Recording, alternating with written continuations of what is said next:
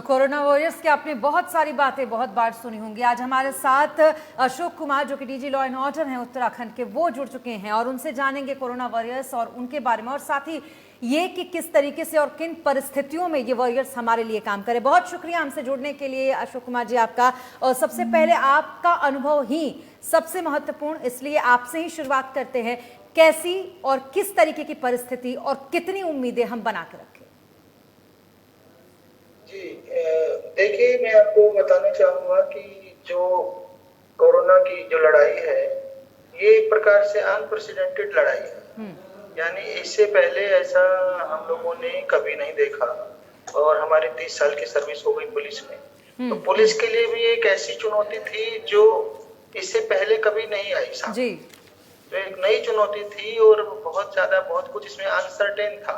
बहुत कुछ अनसर्टेन था, मतलब कुछ भी निश्चित नहीं था। जैसे कोई भी पुरानी ड्यूटीज होती है, क्राइम की होती है, लॉ एंड ऑर्डर की होती है, या कोई दंगों की ड्यूटी होती है, कर्फ्यू की ड्यूटियां होती हैं, वो सब उन सब से बहुत अलग है। क्योंकि लोग स्वेच्छा से, अधिकांश लोग अपने आप को घरों के अंदर कर रहे हैं अगर अवेयरनेस फैल जाती है, क्योंकि ये खुद उनकी सुरक्षा के लिए है। तो ये सबसे बड़ा चेंज इसमें ये था। और शुरू में कुछ भी डिफाइंड नहीं था कि क्या होना है। किसी को पता नहीं था कि एक्चुअल में जो नई नई टर्मिनोलॉजीज आई, क्वारंटाइन आया या क्या आया, सेल्फ आइसोलेशन आया, या बहुत सारी नई नई टर्मिनोलॉजी आई। सबको, बहुत से लोगों को इसका एग्जैक्ट मीनिंग नहीं पता था, और इसमें किसमें क्या क्या होना है वो नहीं पता था। पुलिस का एग्जैक्ट क्या रोल है ये नहीं पता था। और धीरे धीरे चीजें क्लियर हुई और हम लोग ट्रेनिंग, अवेयरनेस भी बढ़ती गई। ट्रेनिंग भी हमने कराई पुलिस स्टाफ की। पुलिस स्टाफ जो बहुत क्लोज ड्यूटीज में था, जो हाई रिस्क जोन में था, उनको अलग तरह की किट्स दी। जो नॉर्मल ड्यूटीज में था उनको अलग दिया। और फिर इसके जब आगे बढ़ा, कोरोना की ड्यूटीज आगे बढ़ी, तो नए नए चैलेंजेस आए। जैसे सबसे पहला चैलेंज आया कि जो एसेंशियल सप्लाईज हैं उनको शुरू करना है। तो उसके लिए कुछ घंटों की छूट देनी है। कुछ घंटों की छूट दी तो लोग एकदम बाहर आ गए, तो सारी सोशल डिस्टेंसिंग खत्म हो गई। तो मान लिया अगर हम 2 घंटे में सोशल डिस्टेंसिंग खत्म कर दें और 22 घंटे अपने को घर में बंद कर लें, तो उसकी कोई वैल्यू नहीं रही। इसका मतलब ये है कि वो हमारा पूरे दिन का पूरा एफर्ट बेकार हो गया। तो फिर उसको जो छूट दी गई, उसको उसमें सोशल डिस्टेंसिंग को इंश्योर किया गया कि वो बनी रहे। उसके बाद नया चैलेंज आया, एक हमने इसमें नया लगाया कि होम डिलीवरी सिस्टम ज्यादा शुरू कराए, जिससे कि ज्यादा भीड़ न हो दुकानों में, सब्जी की दुकानों में, फलों की दुकानों में, राशन की दुकानों में। उसके बाद नया चैलेंज आया, बहुत से लोग ऐसे थे जो डेली बेसिस पे काम करते हैं, जिनके पास एक दिन का ही राशन होता है, ज्यादा खाने पीने को नहीं होता। तो ऐसे लोगों को राशन उपलब्ध कराना है, खाना उपलब्ध कराना है। बहुत एक इशू माइग्रेंट लेबर का आया, आपको पता है देश भर में वो इशू बना।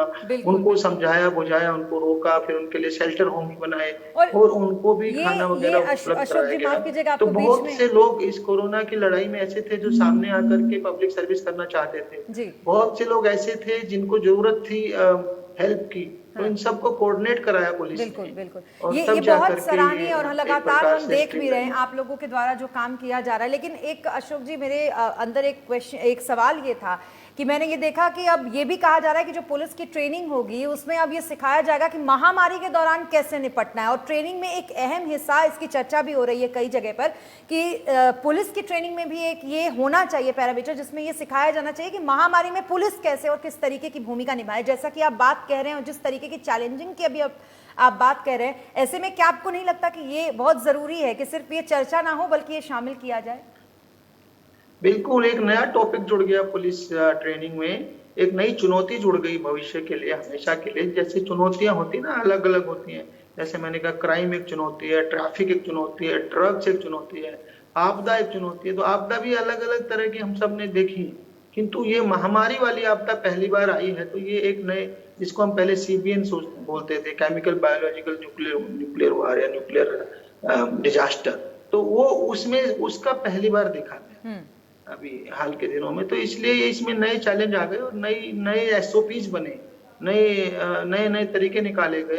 तो ये वो चीज है। बिल्कुल। लेकिन अशोक जी, देखिए, आपके लिए चैलेंजेस के, आपने तो खालिस्तान जैसे इतने बड़े चैलेंज पर भी उस पर भी मात देकर उस पर भी जीत हासिल की है। क्या आपको नहीं लगता कि जब हम प्रैक्टिकल लाइफ में होते हैं और जब हमारा स्ट्रगल अपनी जिंदगी से होता है, लोगों की जिंदगी से होता है, क्योंकि एक समस्या से निपटना, किसी गैंग से निपटना, किसी चोर, किसी अपराधी से निपटना और किसी महामारी, किसी बीमारी से निपटना, इसमें कितना अंतर है और इस स्ट्रगल को आप कैसे देखते हैं? देखिए, एक स्केल का अंतर है। मतलब वो एक अलग स्केल है, ये एक अलग स्केल है। ये पूरे के पूरे समाज को अफेक्ट कर रहा है, पूरे की पूरी वर्ल्ड ओवर है। मेरे ख्याल से ऐसे तो आज तक कोई भी संकट नहीं आया जो पूरे वर्ल्ड में इस तरह से फैला हो। तो ये इसका स्केल ही अलग है। और दूसरा ये है कि हम जहां तक संभव हो सके इसको स्वेच्छा से कराने का प्रयास कर रहे हैं। हमने पहले दिन से एक स्ट्रेटजी बनाई है उत्तराखंड में। एक प्रकार से मूल मंत्र दिया मैंने पुलिस को कि भाई हम लॉकडाउन को स्ट्रिक्टली लागू कराएंगे, दृढ़ता से लागू कराएंगे, किंतु साथ ही साथ हम विनम्रता भी नहीं खोएंगे और मानवीयता भी बनाए रखेंगे। मानवीय दृष्टिकोण से संवेदनशीलता बनाते हुए ये ड्यूटी करेंगे। तो उसका असर ये आया कि मैं देख रहा हूँ कि पुलिस की हमारे यहाँ छवि चेंज हो गई एकदम। पुलिस जो है पॉजिटिव रोल में देखी जाने लगी है। लोग बाग पुलिस को देखकर खुश हो रहे हैं कि हमारा जो है एटलीस्ट यहाँ कोई ना कोई हेल्पिंग हैंड आएगा भी हमारे पास। तो आपको नहीं लगता अशोक सिंह जी कि ये एक बहुत बड़े सदियों का डैमेज कंट्रोल है? क्योंकि जो आपने कहा, ये भी एक मेरा सवाल था कि जो इस वक्त की परिस्थितियां, इसमें पुलिस, डॉक्टर्स, ये लगभग ये एक तरीके से मसीहा की तरह हमें दिखते हैं। और ये वो डैमेज कंट्रोल है जो पुलिस ने कहीं ना कहीं खो दी थी, या यूं कहें कि अभी हासिल करने के उस कगार पे नहीं पहुंची थी, लेकिन अब पुलिस को देखकर कोई नहीं कहेगा कि डर लगता है।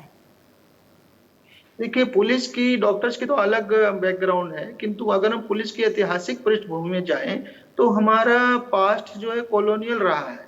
कहीं ना कहीं जो यहाँ पे ब्रिटिश राज था हमारे देश में, भारतवर्ष में, उसकी ऐतिहासिक पृष्ठभूमि है। तो उस राज में पुलिस का जो रोल था, जो वर्तमान पुलिस है, ये उन्हीं की, अंग्रेजों की स्थापित की हुई है, आप समझ लीजिए, और उन्हीं के कानून बनाए हुए हैं।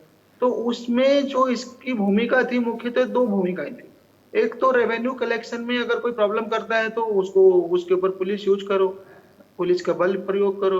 और दूसरा, अगर कोई आजादी की लड़ाई है तो उस पर पुलिस बल का यूज करो। तो एक प्रकार से देशवासियों में पुलिस के प्रति एक नेगेटिव छवि थी, नकारात्मक छवि थी, जो नेगेटिव रोल में उनके सामने आती थी, जो ब्रिटिश राज को कंटिन्यू करने के लिए यूज होती थी। तो वो जो हमारा कॉलोनियल पास्ट है, ब्रिटिश साम्राज्यवाद के दिनों का पास्ट है, वो उस छवि से पुलिस को निकालने में 1947 के बाद से हम सब लोग लगे हैं। आईपीएस की ट्रेनिंग में भी सिखाया जाता है। किंतु मेरे विचार से 70 सालों में इससे बड़ा मौका कभी नहीं आया। ये गोल्डन चांस मिला है और आमतौर पे सभी जगह की पुलिस इसमें नई चुनौती के सामने खड़ी हुई है कि जहां पुलिस अपनी इमेज बदलने का एक बहुत बड़ा स्वर्णिम अवसर हमारे सामने। और मुझे बहुत अच्छा लगता है, कई जगह मैंने पढ़ा भी, पुलिस ने ये लिखा है कि ये एक महामारी में चैलेंज से ज्यादा बड़ा हमारे लिए एक मौका है कि हम लोगों के दिलों को जीत सके।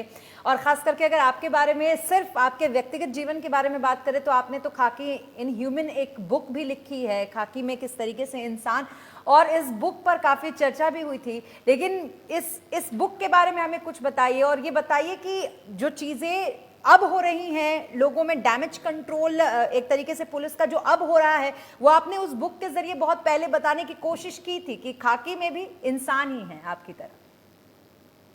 देखिए, मेरे विचार से कोई भी अच्छा लीडर जो होगा वो हमेशा एक चैलेंज को अपॉर्चुनिटी में कन्वर्ट करने का प्रयास करेगा। यानी कि जो हमारे लिए चुनौतियां हैं वही हमारे लिए अवसर हो जाए। और जो यहाँ तक आपने बात की खाकी में इंसान की, ह्यूमन इन खाकी की, ये किताब मैंने 2009-10 में लिखी थी। और तब भी मेरा ये मानना था कि जो पुलिस है उसको बनाया ही गया है पब्लिक के लिए। तो अगर हम पब्लिक फ्रेंडली पुलिसिंग नहीं करेंगे तो हमारे औचित्य पर ही सवाल खड़ा हो जाता है। तो लोगों को देखकर, हमें पुलिस को देखकर के लोगों के मन में खुशी होनी चाहिए। सिर्फ बदमाशों के मन में पुलिस को देखकर डर होना चाहिए। तो आखिरकार खाकी में पुलिस भी इंसान ही है। तो इसलिए ये मेरा थीम था तब भी और आज भी कि हम इंसानियत को सपोर्ट करें और सकारात्मकता को सपोर्ट करें और बदमाशों और गुंडों और माफिया के खिलाफ कार्रवाई करें।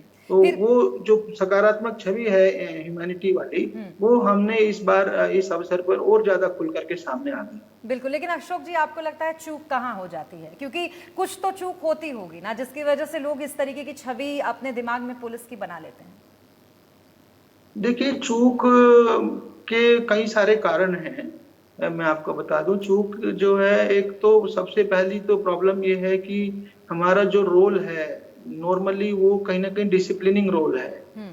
तो कोई भी जब आप रेस्ट्रिक्शंस लगाते हैं तो कोई उसे पसंद नहीं करता है, चाहे वो स्कूल टीचर हो, चाहे पेरेंट्स हो बचपन में। तो इसी तरह से समाज में पुलिस जो कहती है भाई हेलमेट पहनो, यद्यपि वो आपकी सुरक्षा के लिए है, या और इस तरह के कोई भी कानून को लागू करवाती है तो उसे लोग पसंद नहीं करते। तो एक प्रकार से नेगेटिव रोल है। वीवीआईपी ड्यूटी है तो हम यहाँ जाने से रोकेंगे, वहां जाने से रोकेंगे, मेला ड्यूटी है उसमें भी यही करेंगे। तो वो नेगेटिव रोल, एक तो हमारा काम में मतलब वो उस तरह का रोल है। और दूसरा ये है कि पुलिस के पास पावर, जो मैं कहता हूँ ना, एक प्रकार से ट्रिपल पावर है। नंबर एक जो पावर है हमारे पास वर्दी की पावर है, दूसरा हमारे पास वेपन्स की पावर है, हथियार की पावर है, और तीसरा हमारे पास कानून की पावर, यानी कि हम कानून के अंतर्गत एफआईआर दर्ज कर सकते हैं। तो इसलिए जहां पावर होगी वहां उसके दुरुपयोग की संभावना भी रहे।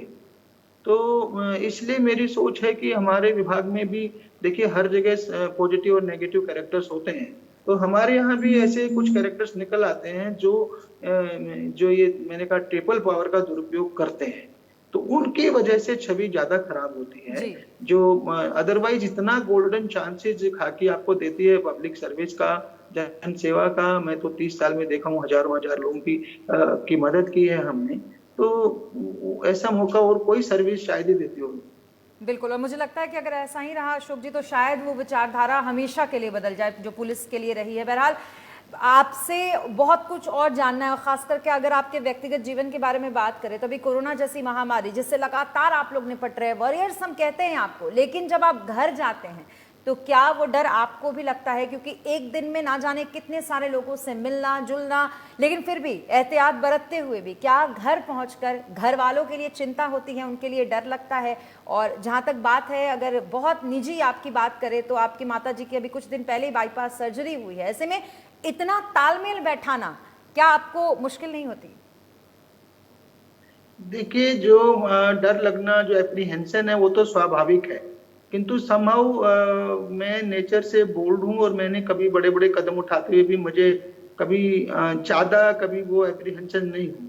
तो मैं घर जाता हूँ तो मैं नेचुरल रहता हूँ, बेसिक प्रिकॉशन लेता हूँ जो हमें सब सिखाए गए हैं आजकल, सैनिटाइजेशन करना है या कि मास्क पहनना है, वो सब करते हैं। अदरवाइज मैं कोई ज्यादा, मेरे को एप्रीहेंशन नहीं है। जिस दिन मेरी मदर का वो चल रहा था, स्टेंट चल रहा था, उनको हार्ट अटैक आया था 1 अप्रैल को, और फिर 3 अप्रैल को उनकी एंजियोग्राफी हुई थी, और एंजियोग्राफी के दौरान डिसाइड हुआ कि 2 स्टेंट पड़ने हैं, और हमारी 11 बजे मीटिंग थी उस दिन, और उसको मुझे बीच में ही छोड़ के आना पड़ा था। डॉक्टर्स से भी मैंने यही कहा कि चलिए आप अपनी ड्यूटी करिए, मैं अपनी ड्यूटी जाता हूँ।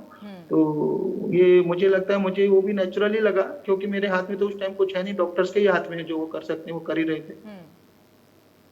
मुझे लगता है जो कोई भी अभी इस वक्त आपको सुन रहा होगा और ये समझ रहा होगा कि कितना मुश्किल होता है अगर हम बैठे बैठे पुलिस को कोसते हैं या ये कहते हैं कि पुलिस ने ऐसा किया, पुलिस ने वैसा किया, ये एक अलग चेहरा, तो शायद उनको आपकी इन बातों से समझना चाहिए कि आप लोगों के अंदर एक किस तरीके का युद्ध कह लें, लड़ाई कह लें, खुद के अंदर चलती रहती है। और खास करके जो अभी का समय है, आप कैसे देखते हैं उन लोगों को जो इतनी एहतियात के बावजूद भी, आप लोग जो हॉटस्पॉट तक एरिया में खड़े होते हैं, ड्यूटी देते रहते हैं, तब भी वो उन बातों को नहीं समझते, नहीं देखते, नहीं मानते, आप लोगों को मुर्गा बनाना पड़ता है, आप लोगों को ना जाने किस किस तरीके का उन्हें दंड देना पड़ता है, उन लोगों के बारे में आपका क्या कहना है?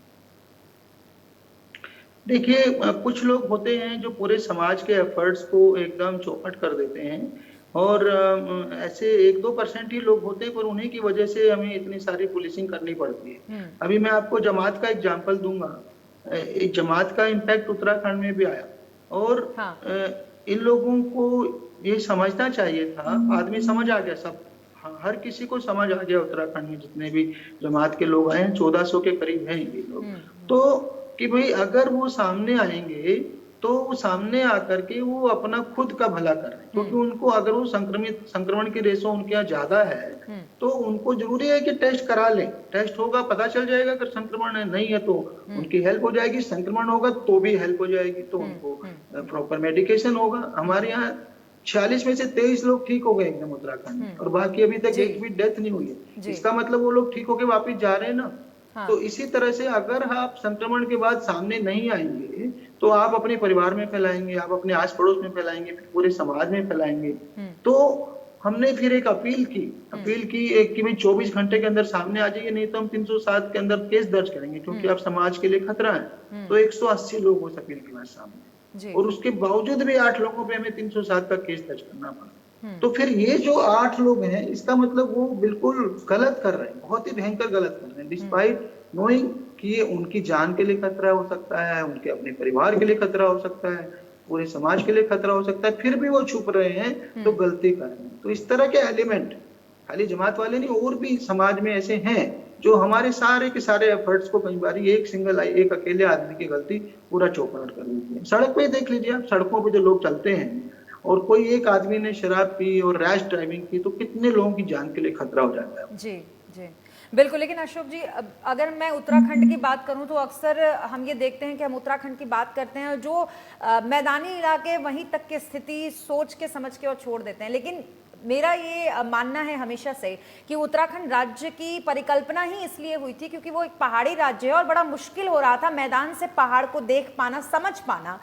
ऐसे में इस महामारी के समय कितना मुश्किल हो रहा है उन पहाड़ों पर लोगों को समझा पाना, वहां भी लोगों की देखरेख कर पाना।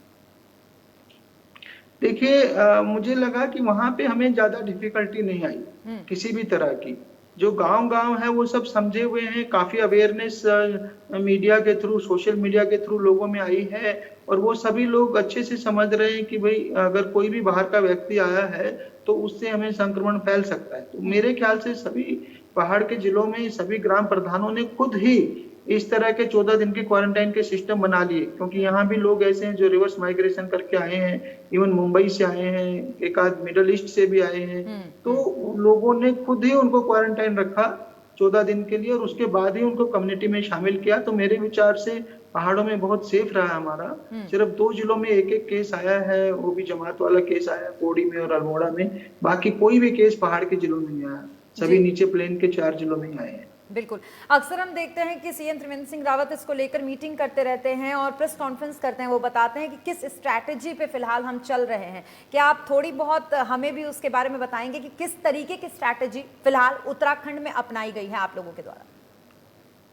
नहीं, माननीय मुख्यमंत्री जी ने शुरू से स्ट्रिक्ट निर्देश दिए हैं, और उसमें आपको याद होगा कि 22 तारीख को जनता कर्फ्यू था, और जो नेशनल लॉकडाउन है 24 से शुरू हुआ, तो यहाँ 23 से ही लागू हो गया था। तो पहले दिन से ओवर कॉशियस होकर के चल रहे हैं, पूरी सावधानी बरत करके चल रहे हैं, और जो लॉकडाउन है उसको भी माननीय मुख्यमंत्री जी खुद उसको जो है फॉलो कर रहे हैं। जो ओपनिंग का टाइम हुआ था जनता के लिए, एसेंशियल सप्लाईज के लिए, उसको भी उन्होंने 2-3 दिन में खुद ही सेट करवाया, 7 से 1 बजे तक करवाया, जिससे कि भीड़ भी ना हो और सोशल डिस्टेंसिंग बनी रहे। तो वो लगातार हम लोग उनके मार्गदर्शन में काम कर रहे हैं। बिल्कुल। और क्या आपको लगता है कि बहुत जल्द, क्योंकि बहुत सारे ऐसे राज्य हैं, आप गोवा का ही उदाहरण ले लीजिए जो कि छोटा राज्य है लेकिन बहुत जल्दी इससे उबर पाया, क्या उत्तराखंड भी वो हो सकता है?